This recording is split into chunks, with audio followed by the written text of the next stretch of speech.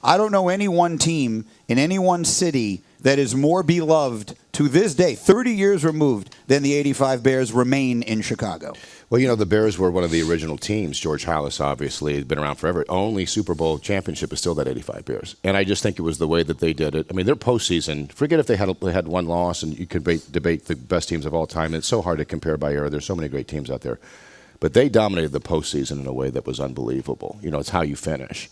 And I think it just left a huge impression. You know, in Chicago, a lot of times you'll have some hype and then you'll kind of get let down. I think that there was so much attention around these guys and they seemed to have such a good time doing it. And then when they fulfilled the promise, it's just a great memory. If you look back on it, because you have obviously all the great Bulls years, the Blackhawks and what they're doing, and then that 1 year for the Bears, do you think that still overshadows all those other things? I mean, even with everything Jordan did? I don't think you can overshadow what Jordan did for those 6 years. It was incredible, right? I mean, what that dynasty was, and, you know, Michael Jordan's Michael Jordan, and he's incredible. But, you know, I think having guys like Walter Payton, who is just as iconic in his own right, you know, and what they did that season was amazing.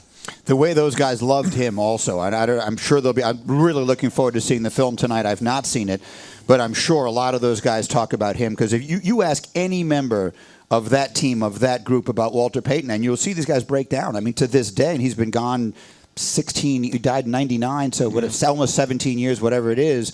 And to this day, those guys, I mean, he was the most beloved and respected player on that team. You know, as a kid, growing up there, to have that be the prominent sports figure was such a gift because he was just so elegant. You know, Peyton, not only was he a phenomenal player, but you just can't, he had so much class, the way he carried himself, and just was an incredible icon.